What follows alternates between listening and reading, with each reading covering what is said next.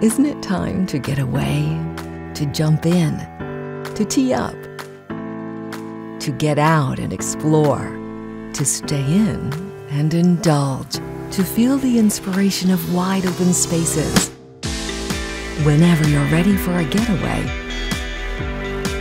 Palm Desert is where you'll be able to do it all, safely. Find your happy pace in Palm Desert. Hi, I'm Tally Fantini with Palm Springs Life, and welcome to Palm Desert Food and Wine Virtual Experience. We're excited to be at Chef Tanya's today in Palm Desert in the Palms to Pine Shopping Center, where Tanya's going to teach us how to cook vegan.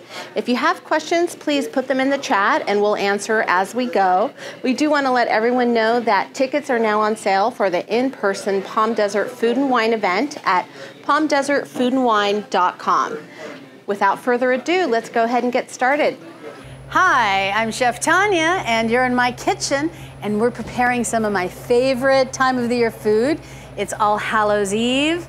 This is full moon vegan class, so I'm gonna start with dessert, because you know all ghouls like dessert first. It's a little, to get a little sweet in your gums before you bite into the blood.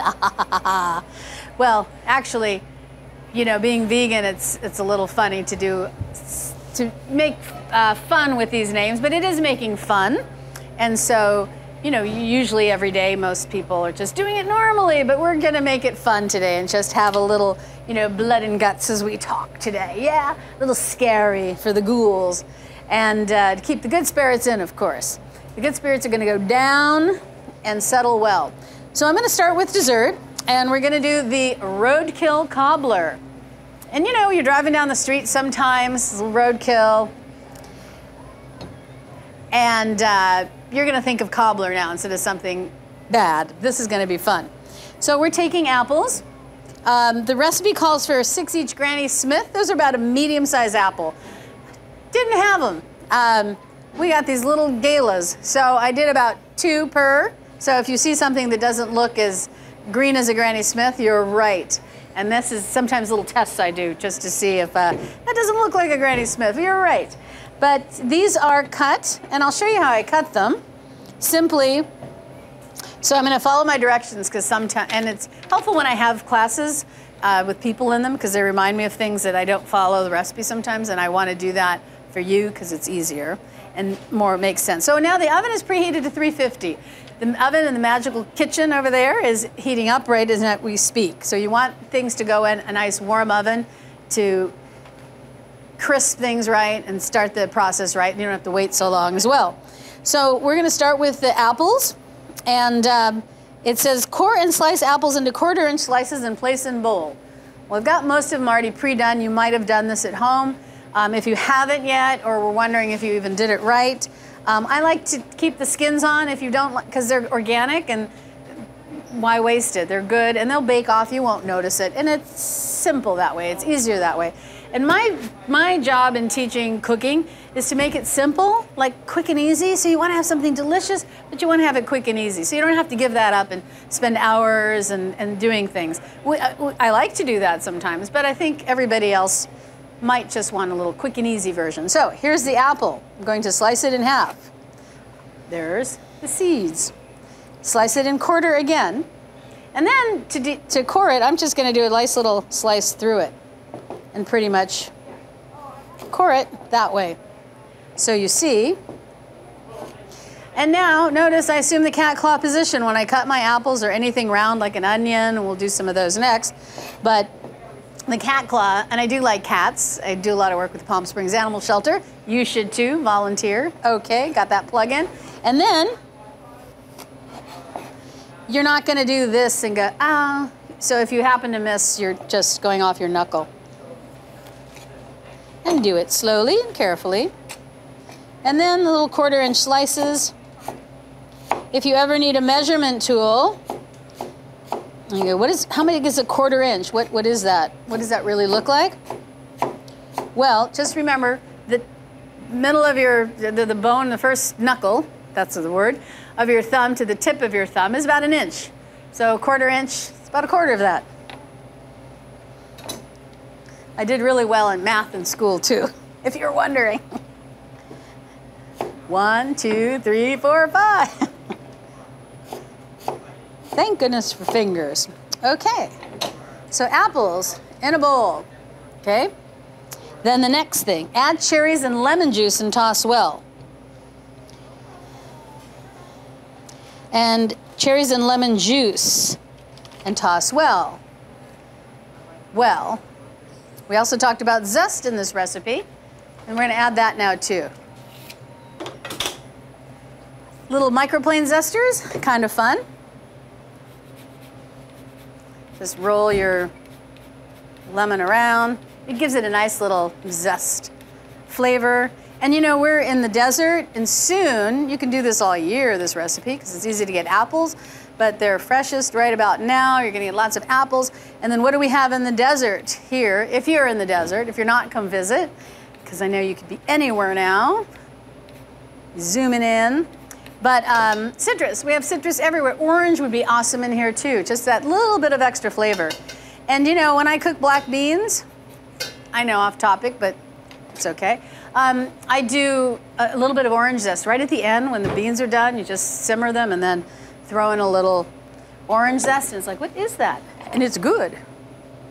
And so, okay, we'll put the little juice in there too. I'll just hand squeeze it. Et voila. Spoon. So, and toss well. So now we're gonna toss, or just stir.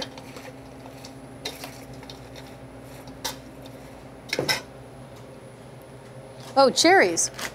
Oh my gosh, so what makes it roadkill? The fun part, the cherries.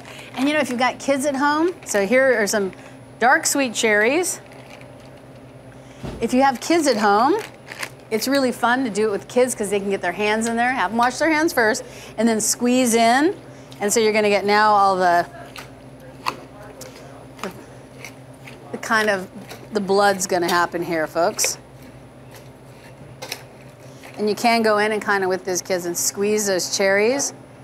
And then you can show like, oh, I got blood on my face. Anyway, kids like it, some adults too. So, toss that up. And then, this is like the 11 by 7 by 2 inch dish. It can be a round dish, just something that's gonna fit all your product in.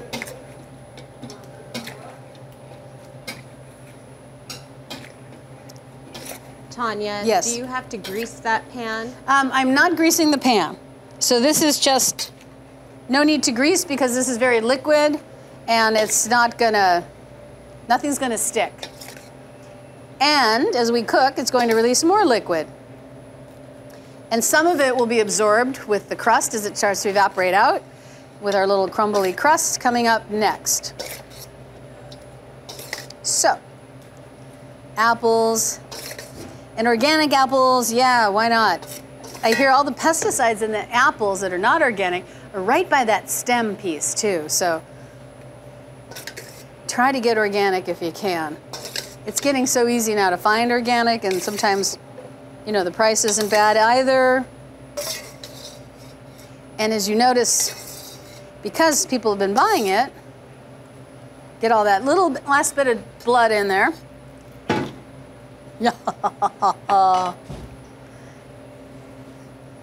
I usually wear costume.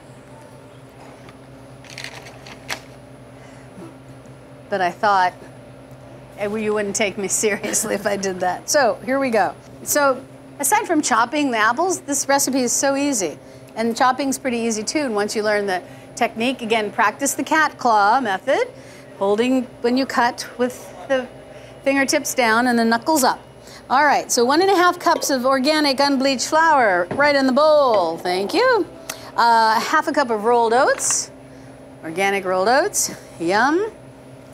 Then we have 1/2 cup of brown sugar. We have 1/3 cup of sliced almonds. Ooh. And then we have shredded coconut. Shredded coconut. Sounds kind of ghoulish. Shred. Okay, 1 teaspoon baking soda. teaspoon? Teaspoon. 1 teaspoon ground cinnamon. Hey, and you can switch it up too. Sometimes, you know what one of my favorite spices is? Cardamom. So you can take cardamom too and do a teaspoon of cardamom, or what's really good too, you can do half cardamom and half cinnamon. Cardamom is that Indian spice you find in chai sometimes. It has that really nice flavor. And then a little sea salt. Tanya, could you use almond flour instead of that flour, or no? Could you use almond flour? Yes. And if you're trying to go gluten-free with this, it's a good question. We could use almond flour. You know, then avoid the almonds. Now you just have almond flour. It's just really finely ground almonds. So now you have a lot of. I would cut the oil too, because the almonds are fat. You know. But you could also use, there is a mix, Bob's Red Mill makes, of a gluten-free flour mix, and I do use that in our house cobbler here. It's a little bit of a different texture, a little more crumbly, but definitely I think you can. So thank you. You can substitute the 1.5 cups of organic unbleached flour for 1.5 cups of gluten-free flour, and your cobbler's gluten-free. I mean, you could just, anyway, I could go on, but I won't. So here we have the dry ingredients, and we're gonna mix them up nicely. The brown sugar is a little nice and wet, moist, so we're gonna smush that around so we get that nice mix going on. Yeah. Sometimes you might have to do that a little bit.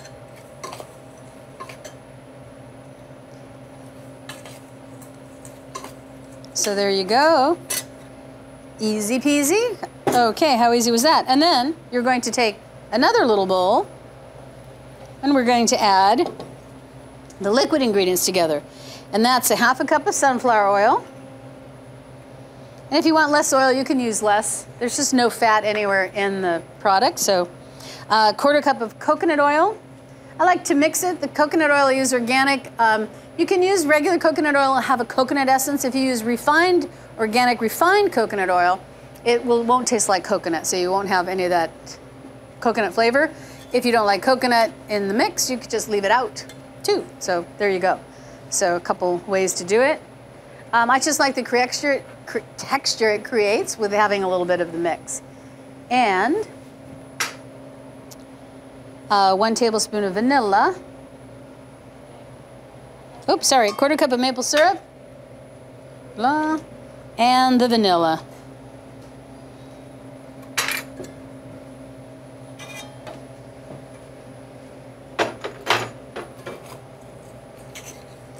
So, a little mix on that. I'm gonna kind of get the liquids all mixed up. Maple syrup, stir it around. You could do a little whisk if you wanted. You could do this in a giant measuring cup instead of a bowl. Whatever you have. I've done this camping before at the campfire out in Joshua Tree. We made it, and then in a cast iron skillet, and then just covered it and put it right in on the top of the coals. It's a good, easy, nice camping dish too. And then we're gonna mix the liquid in with the dry to form a nice moist crumble and spread evenly atop cherry apple mixture. So when I'm working on a cookbook, they take so long because they're kind of, you know, a little boring when you're creative. You're like, yeah, let's put a little of this and that in there. And then you have to be very, mix the liquid with the dry and incorporate 430. No, it's okay. But you know, it's good because that's how you start. And how I ever started cooking was from, you just read a recipe and you do it verbatim, and then sometimes then you make a mistake and it's like, oh, and that's how you learn, you know? So it's not just, you know, I try to do these recipes simple, so they're good starting points too for anyone that's just learning. Kids in school, anything. But yeah, and then you make a mistake or you're out of something and you substitute something. Oh, whoa, that was really good. I like that better. And that's how new recipes come about. And sometimes it's just the name of things. For me, I like to name things. Like one of our best-selling sandwiches here is the chupacabra chicken sandwich. So I think of the name and then I think, well, what am I gonna put in it? And then like this, roadkill cobbler, wouldn't that be cool? And it's gotta have something red, maybe cherries and apple, you know, that's sort of how it goes. And you're usually inspired when you're not trying too hard. You know, like for me, it's gardening or feeding the feral cats. So here we are. This is the new Palm Desert location. We started here, I started end of May, and then quickly realized that it was going to be a little small, and I'd been thinking that from the beginning, and the space next door was open, and we're in the space next door to the original space. So they're connected now, and we have some tables where you can sit and enjoy, and it's kind of fun, and more things for the marketplace. We have a wonderful marketplace manager that I work with who's also plant-based, and she's helping me source all kinds of great things that maybe, well, we'll get a shot of that for you later. Yeah, there's a lot of great stuff in here. A lot of nice gifts for people, and yes, some really good things to take home. Yeah, we try to incorporate other vendors. So it was always my dream, since I was 18 and became a vegetarian, going into the health food stores and seeing what was available and not liking some of it. And even today, I can run to maybe Whole Foods and find, oh, if somebody tries this for the first time, they're not going to like plant-based because it's funky or it's not that great. So I tried to get small vendors or kind of small people that make really good things and bring it in under one roof, and you don't have to walk miles down the aisles. Little grab and go concept. So this is, look, it's nice and crumbly. What do you think? Looks delicious. Think you could eat it just like this now? Yes. Ah, you can. But no, it has to be roadkill cobbler. So let's get scary for Dracula. And so we'll just put that on top.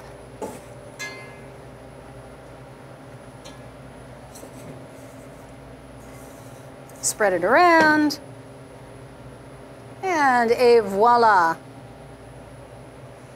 I took French in school. Chef's French. Chef's French, yeah. It was more, yeah, Chef's French. Croissant, oui, s'il vous plaît.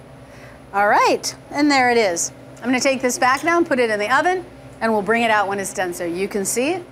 And hopefully you'll be putting yours in now too, and then you'll be able to try it all. If you haven't baked yours already. I'd be hard to wait on that if I were you, but I'm with you. I'll be right back.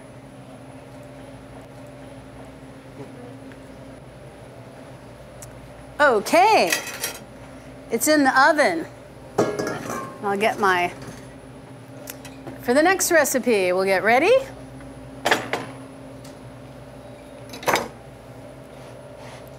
Clean my, there's a term, a French term, back to that French class. Mise en place, everything in its place. And in a kitchen and in food service and professional kitchens, and you should do it at home too, you're always like, clean your place, get ready, you know. Wash as clean as you go. Clean as you go kind of thing. Okay. Feeling good.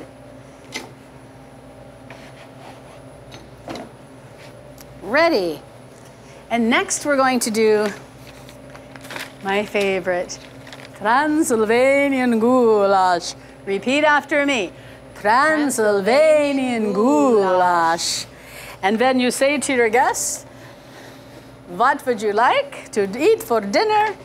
Would you like some Transylvanian goulash? And they say, yes, we'd like some Transylvanian goulash. So anyway, just have fun with that once a year. Give it to me, huh? All right. Plug in my pot. Aha. There we go. All right. On the fly here. Got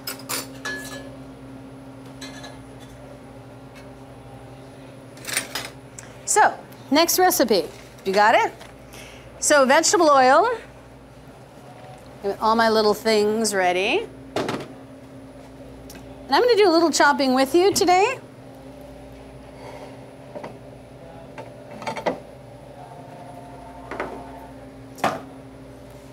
But I've peeled the carrots ahead of time. So, we have vegetables, yellow onions, which I didn't tell you, I should have actually had a comma after, this is the recipe writing, exactly. I should have had a comma after the yellow onions and say chopped in 1/4 inch dice. So we're gonna do that now, and I get to show you more cat claw position and how to assume chopping an onion. Because it's like, ugh, you don't want to chop an onion. You can buy them chopped, but they're so good fresh and they stay for a long time. So I'm cat clawing it all the way, right? Because this is very round. In half, peel off the outside. And that one firm piece of, sometimes a hard edge that's next to the skin.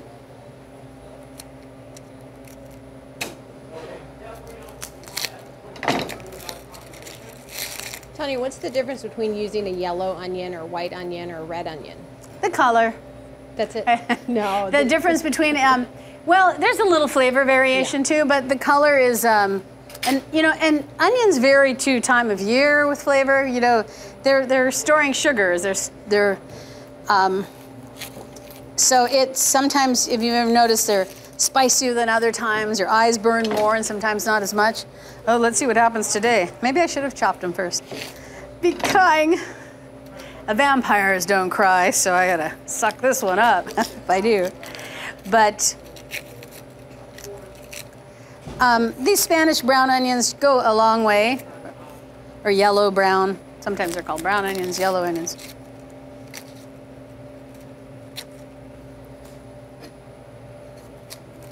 Fresh guy. Okay, so here we go. For those of you that haven't chopped yet, you ready? Let's go. So there's a firm end. There's like the butt end, right? Where the little hardcore end is. It's hardcore. Put that end down. Okay, cat claw position. Not this, this. Never. Don't lose the little pinky out there either.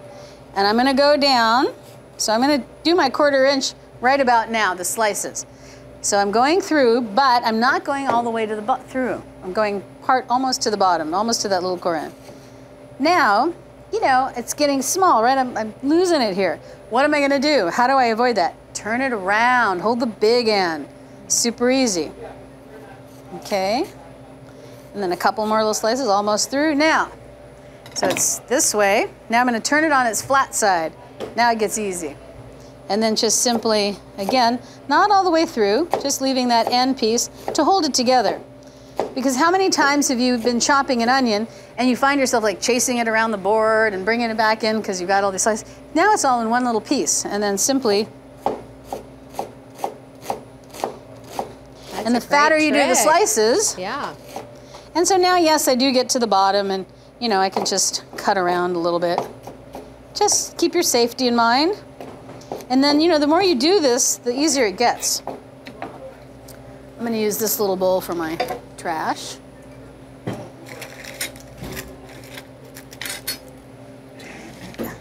Mise en place. So I have my trash here and my stuff there. So one more time. Ooh, hold steady. And you know, if I feel confident enough, I can go to the end. But take it slow. Make sure your knife is sharp.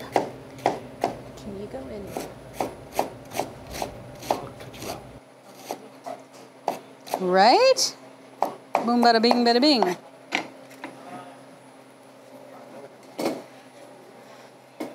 So Halloween, I always thought was fun because we'd have so much fun, like as kids, getting ready to get dressed up. Yeah, the vampire is crying a little bit. The onion's working, but and you know, it ties in with Day of the Dead, so it's really honoring our ancestors. Oh, that's like on cue. Will you serve this dish here in the restaurant? You know, I'll serve this dish in the restaurant, and yes, we'll do it as specials for the, we'll do it as specials coming up. Okay, now we're on to the carrots. So I peel these. And I'm just gonna chop them. And then, because they're skinny, I can just do a little round cuts, about a 1/4 inch. When I get to the fatter part, I can just cut them in half, and then in half again.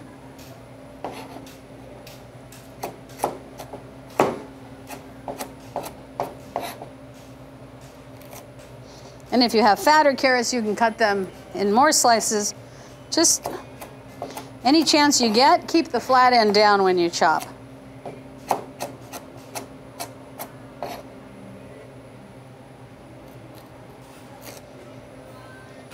There we go. And the carrots are nice in this because they really have a good flavor profile in there that kind of imparts a sweetness and a little bit of depth.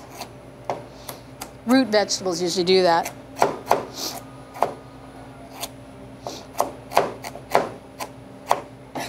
Okay, there we go.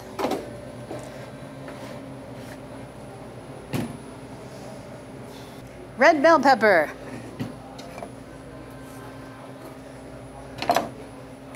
Remove the seeds.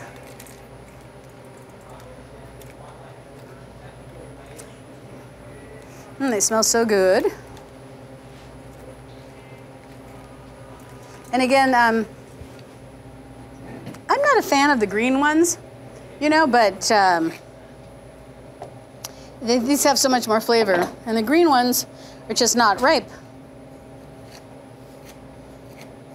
So here we go.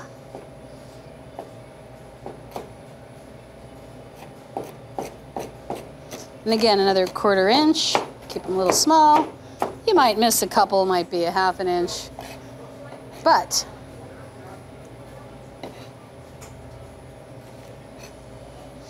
want to see how to do these end pieces too. Don't throw them away, they're so sweet. The sweet's always right in that core.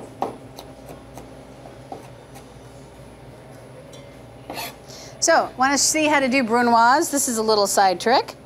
So if you've ever, brunoise is a real fine little dice, like 1/8 of an inch. But it looks really pretty if you're doing like a salad or decoration. I'm just giving you a little sidebar note here. So you take and you try to get like a nice perfect rectangle. So your edges aren't scrappy. That little fatty part there, we're gonna trim it out. It's nice if you have a little smaller knife for this part, but it'll work. You get close. And ideally you trim any of that white out. So the edge, it looks a little even. And then cut in like ancient strips, it's a little fat. And you've got these little skinny strips. And then you can just go real tiny. This is for the fancy meal you're serving.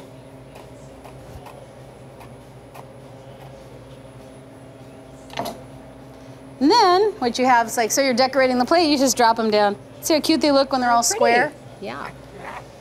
But for the goulash, you don't need this. It's a little Draculian. They have to be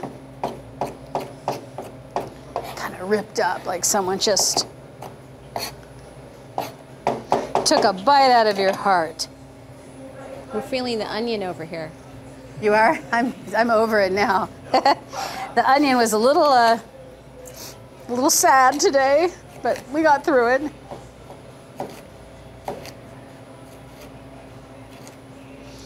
So yes, so this recipe actually also ties in to a little bit of my roots. My Eastern European parents, goulashes are kind of common way to use. I mean, traditionally it's been with meat or things that are, you know, root vegetables, things that are common, simple ingredients that just cook well together. A stew, it's kind of poor man's dish, you know? But I'll tell you, those poor men, as my mother called it, this is the poor man's stew, you know? And they lived during a wartime. They didn't have a lot of food, so when you could scrap together, you know, sometimes potatoes are in this dish cooked together. And Eastern Europe has lots, they're big on these peppers, paprika, they say. And so you can find them dried,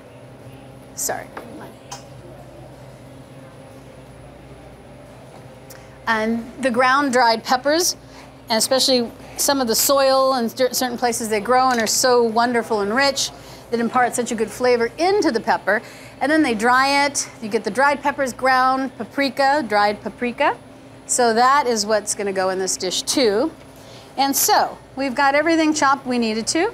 We have some peeled garlic though. Chop that a little bit. Just a couple, just enough to give it a little. And sometimes I don't like to chop my garlic. I just slice it super thin. Again, with the cat claw position, as soon as I get a flat edge, I turn it over.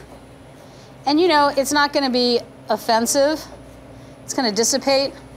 It's not going to be like some big chunk of garlic when it sautés and simmers. And it's easier than chopping. So when I said chop, I kind of lied. But it's okay, we're going to cook that all together. Tomatoes, sauerkraut, okay. So the last thing I want to do that I don't know, excuse me, we're going to do the seitan. And if you don't want to use seitan, seitan's a food I specialize in here that I started with making from scratch. It's basically the protein from wheat. And I use organic flour all the way through it. So if sometimes people are having allergies more to the glycosylphates in the wheat, but if you don't want to use wheat, you can put potatoes in the stew.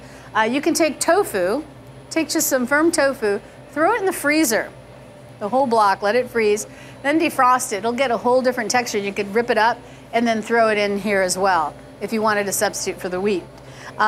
These are about 2.5 pound roasts, and this is how I make them. As you know, if you don't know, that I sell the slices, or I make the slices into sandwiches, and this is just like the chub. So I'm gonna cut it in half, and then cut it into, this is, if you've ever had our pozole at Chef Tanya's kitchen, this is how I cut it for the pozole. So just get some nice chunks. So what is seitan? Oh, so the protein of wheat, yes, but it's a process that goes back to Asia, like 2,000 years in the Near East, of where you would take wheat flour, because wheat contains both protein and starch, and you make it into like a dough, like you're gonna make bread, except there's no yeast added here, and you knead it, and that kneading process binds the proteins and gets them stronger and stronger. And then you rinse it. Typically, you would rinse it under water. So all that dough, now you lose half of it. The starch is water soluble. Starch is also the same thing as carbohydrate. So that's water soluble. It gets, the water mixes it up and washes it away.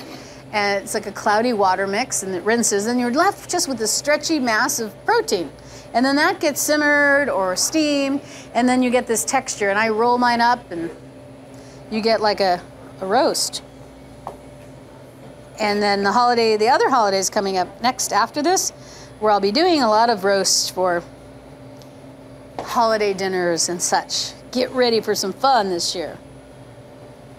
So it's easy to go plant-based, at least once a week. Come on, guys, but you're doing it because you're here today.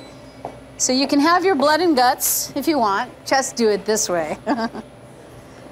Transylvanian goulash, roadkill cobbler. So I've got some nice chunks of meat. So that's about, what did I say, about a pound, 1.5 pounds? Oh, a little bit extra for good measure. So some chunks. Chunky monkey, right on, there we go. All right, let's get the pot going. I'm ready to cook now.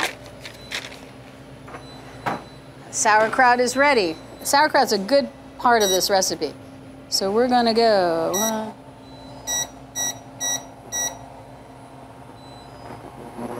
Turn on my pot. Heating up nicely. These are those induction ranges. I like them, they don't create heat. So here we have 1/2 cup of vegetable oil. So the oil's going in. Tanya, could you do this in a slow cooker overnight, or no? Could you do this in a slow cooker? Sure. Yeah. Do it. Go to sleep. The thing is, sometimes I like to saute my onions to get them a little browner. So maybe you could saute your mix first and then throw it in. It brings out the sweetness a little bit, you know, of the root vegetables and the peppers too. But you know what? Don't do it, it'll be fine, you know? Then you can add wine to it too. Talk about that later. What kind of wine? Oh, well, It changes it a little bit. It kind of borders on like, but I would do a little red wine, you know, of sorts, just, you know, the glass you didn't finish last night, while you're making the stew. Add a little French to it. But yeah, there you go. So let's see. Oh, nice. So you want to hear that? You want it to be nice and warm. Hear that little crackle.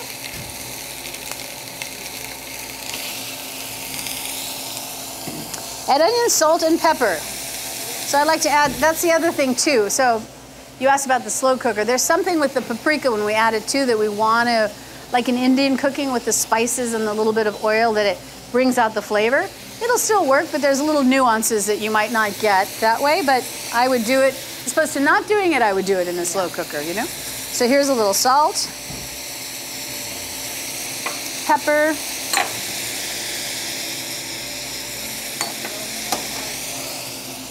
and we're gonna do 2 to 3 minutes, simmer. I wanna kind of get everything a little soft. Look how pretty that is. Can you see that? Show us again. Beautiful.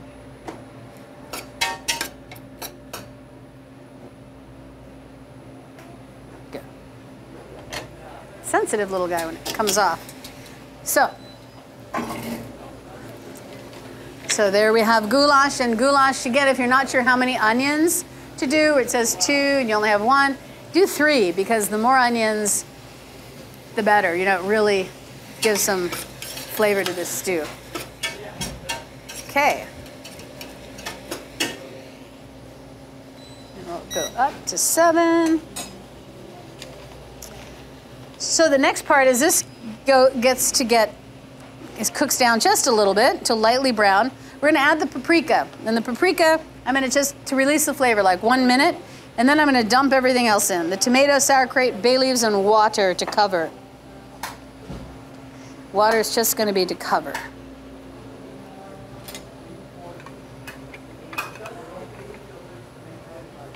Well,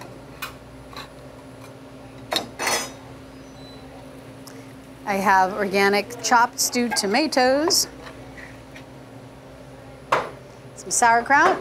Sauerkraut's a fun addition to this. Slow simmering, again, you don't have to use the sauerkraut. Some versions of goulash do not use it, but go for it, it's good.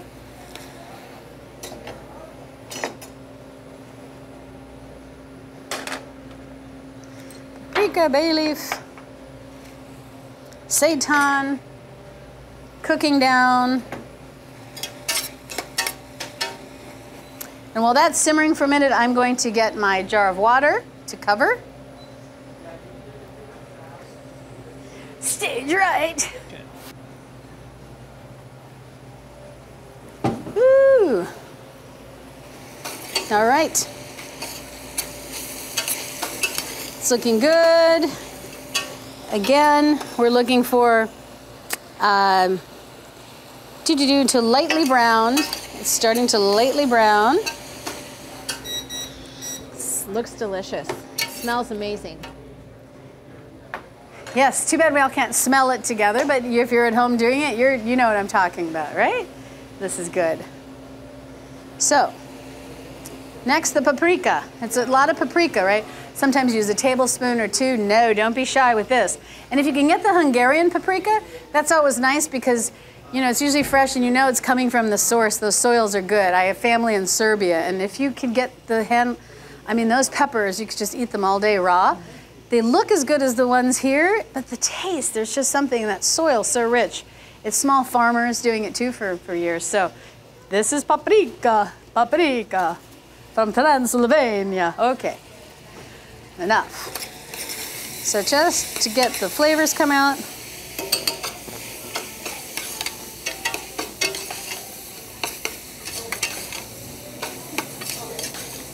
Perfect. There's a little moisture in there, so it's not going to scorch. I don't want to scorch the flavor of the paprika. And so, add tomato, sauerkraut, bay leaves, seitan, we forgot to write on there. We've got to add the seitan and the water. So here we go. Look at that.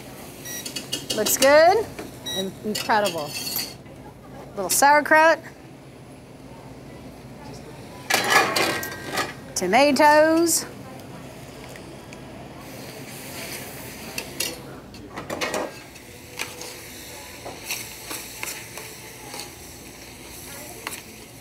And now the seitan. Just gonna take my cutting board up.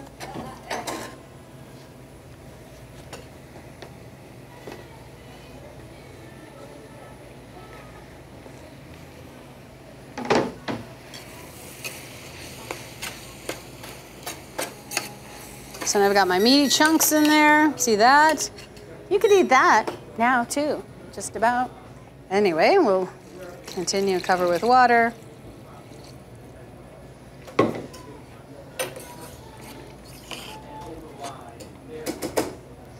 Okay, so now it's just covered with water. You can see that.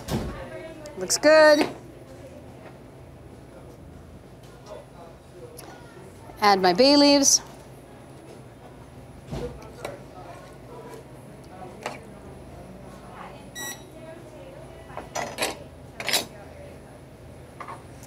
Mise en place.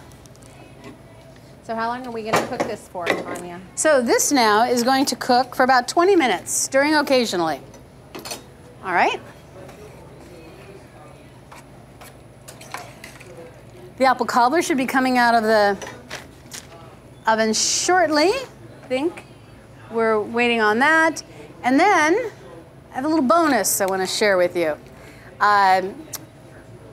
Well, it's a little recipe that if you follow me on Instagram, or you should, if you don't anyway, because we put some fun stuff and we also post the specials of the day, but you can it'll link to our website. And if you go there, I have recipes posted. And we're gonna do something fun called witch's warts with ground bones and hearts dipping sauce. This is the best. I mean, you can't get more goulash, okay? And it's pretty quick and easy. So I'm gonna show you. So for our viewers that don't have the recipe, we'll send them this bonus in the recap of this demo today. Perfect. So they'll have the recipe as well. Perfect. Yeah. So great. So viewers, you're going to get it in the recap. And you can also go to the site. But here are the ingredients for the bones and hearts dipping sauce. First, we're going to take some little baby potatoes, which I have hidden secretly.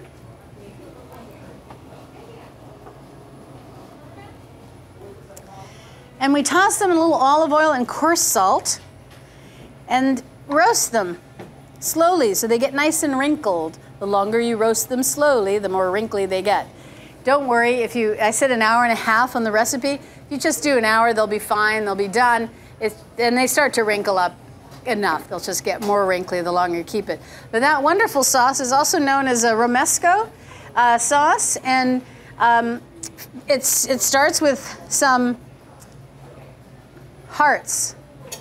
Again, we just talked about bell peppers in the sauce. These are roasted bell peppers, and you can buy them already done. It's super easy.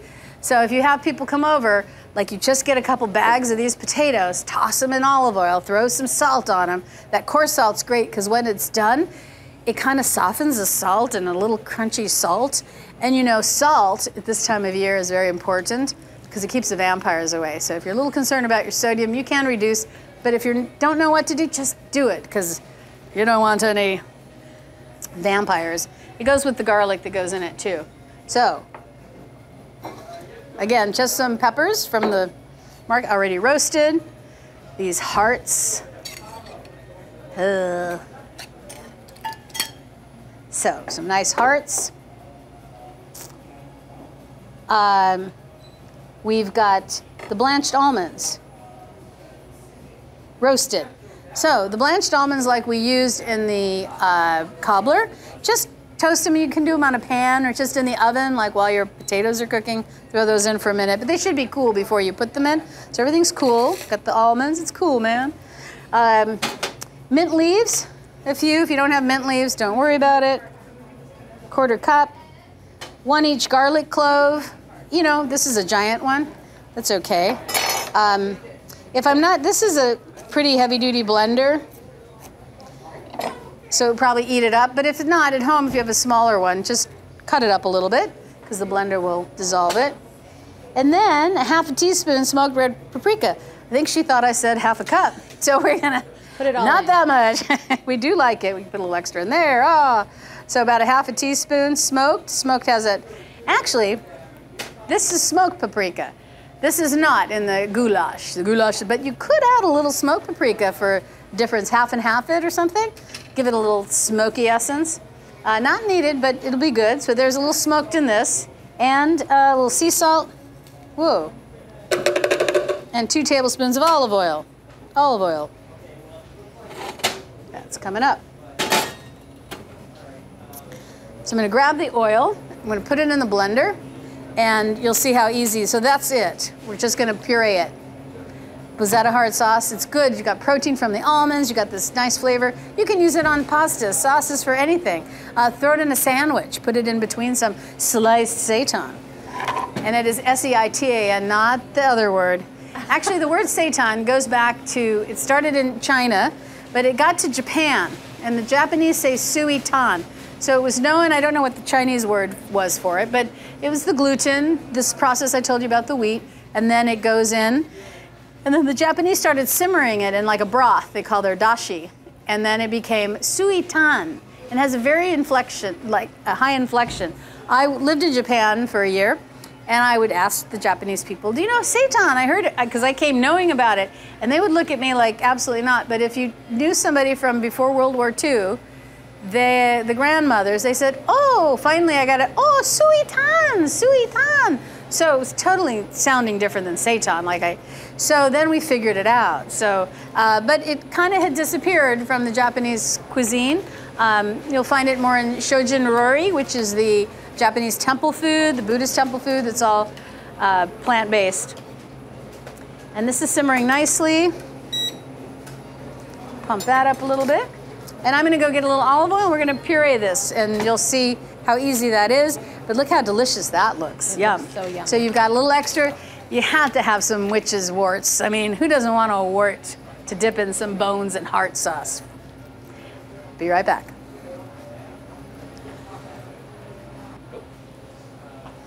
All right. Let me give this a quick stir. And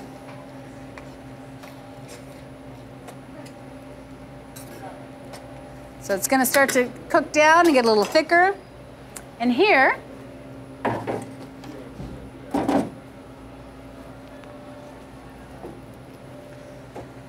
so a reminder, we've got the hearts in here, which are the roasted red peppers.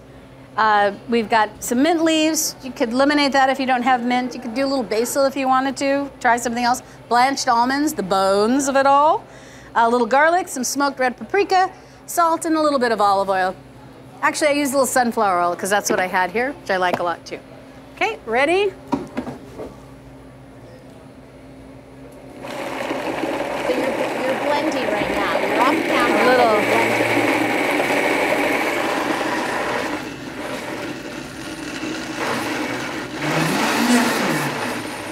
And I'm gonna let it roll around so those bones get ground up well.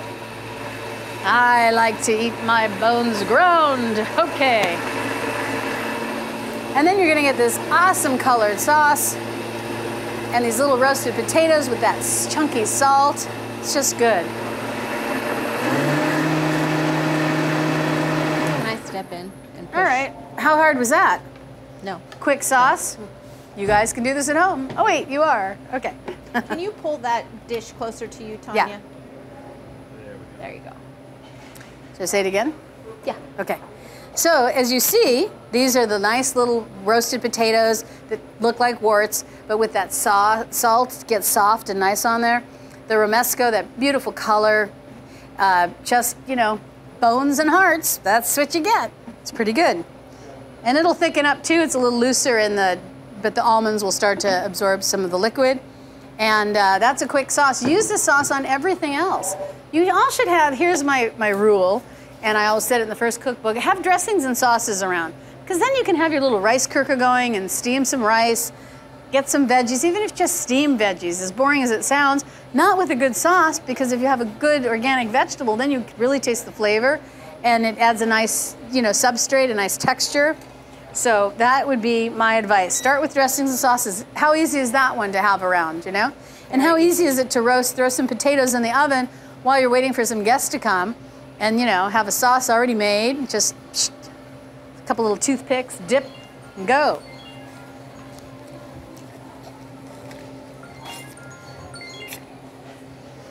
Okay, well that's finishing simmering up. The cobbler is ready, and I'm going to bring that out to show to you right now. Yum. I'm moving this to the side. It's okay.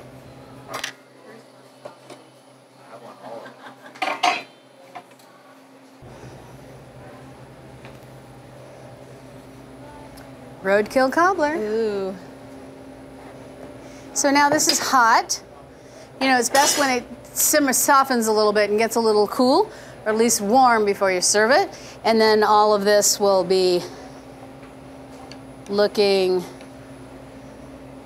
just like just enough roadkill, just enough cherries in there. So it's a little loose because the apples, but the pectin will start and it'll solidify a little bit, and you'll have something great to eat. This is great for breakfast too. You know, it's not that sweet. If you didn't want any sugar at all, you could certainly eliminate it and just use the apples, but here it is. It looks delicious. I'll set this here for now, and then we'll get to our, whoop. We want it to simmer, not boil. That started to boil a little bit, so I'm turning down.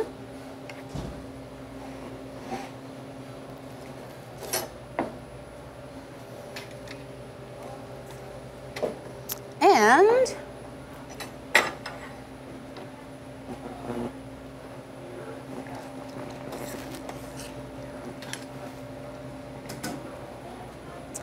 again, we can go a little longer on this to get it settled. It's always better the next day. BTW, by the way, make it the night before you really want to eat it.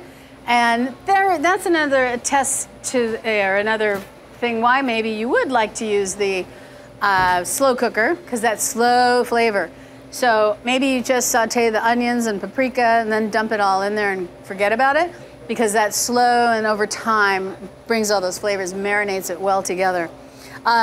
The one thing I have here already made, I suggest serving it on roasted potatoes. So here it says, there it says, my notes. Served over buttered fettuccine noodles or with some roasted or baked potatoes. Well, you just learned how to roast a bunch of little baby potatoes. Use those. But I also did some fettuccine here. I didn't have fettuccine, but some kind of large flat noodle. And the type of pasta is important because it's going to hold all that sauce and the flavor. So like a fat fettuccine, but these were kind of fun. I had it in the house, you know, so I just thought, why not? So they're cooked al dente. Buttered, well, vegan butter, what? Okay, couple brands I recommend. Mioka's is great. You can get the cultured vegan butter. Trader Joe's has it.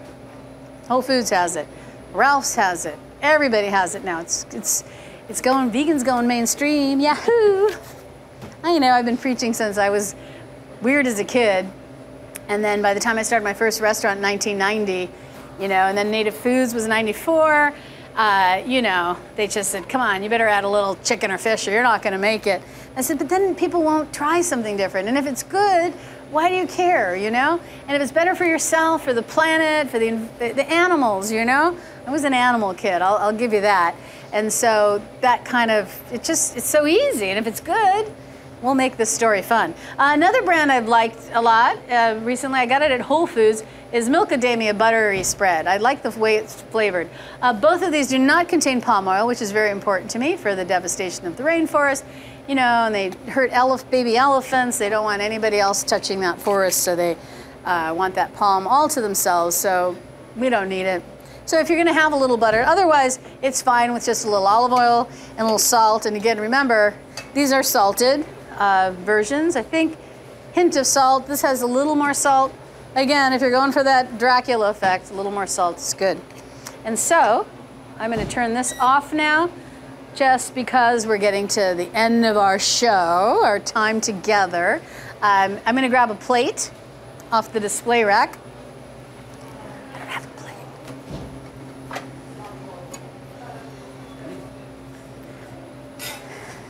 This is one of our nice camping plates. Again, this would be another great dish to make on the campfire. Just heat it up and in a cast iron skillet, you'd have some fun. So we'll put some noodles on the plate.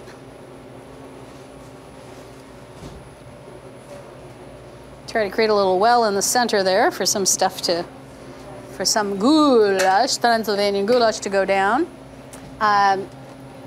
Sour cream I talk about as well for garnish. Couple kinds I found. The Kite Hill isn't bad. And then I haven't tried this, but there's a lot of alternative sour creams. I personally like to use our house-made cracked cheese. I do a cashew-based cultured cheese. It's got this little depth of flavor from the culturing that is really awesome on this. So if you're in town and you're making this, come by and grab some crack. I like it better than both of these, but this is, you know, visually it's going to be great. And let's try it. We'll open the Kite Hill and see what that looks like. I picked some up last week. Kite Hill? Cheese. Oh, the cracked cheese. Yeah, thank you. amazing. Yeah. It's So just, good. it's fun.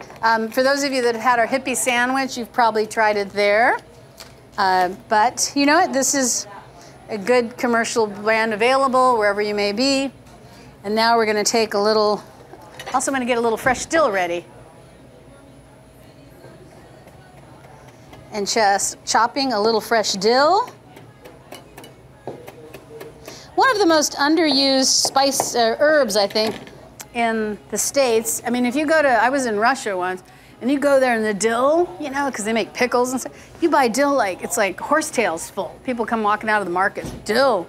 You dill every day. You eat dill every day. But now we'll take a little and put some on top. You can add more. And take a little goulash. And again, it's a little soupy right now because it needs to simmer a little more. Transylvanian goulash. And then I might do my little dollop sour cream and some fresh dill. Yum, I like a lot of dill. Let's go for it. And there you have it, Transylvanian goulash, roadkill cobbler, and witch's worts with bones and heart sauce. Yeah. So it all can be fun. Again, we make up these fun names once a year, not the other 363 days. So we can have a little fun as vegans, but we're really not serious about the hearts and bones, trust me. Thanks so much for chatting in your questions tonight, trying to answer all of them, and get ready because we're getting ready for March 2022, right? 2022 for the Palm Desert Food and Wine, the live version, the real version. So this is the beginning, and we're going to do this crescendo, and we'll see you at the big event, huh? And with more good food, more ideas, and send in your ideas of what you'd like to see vegan at the March live event.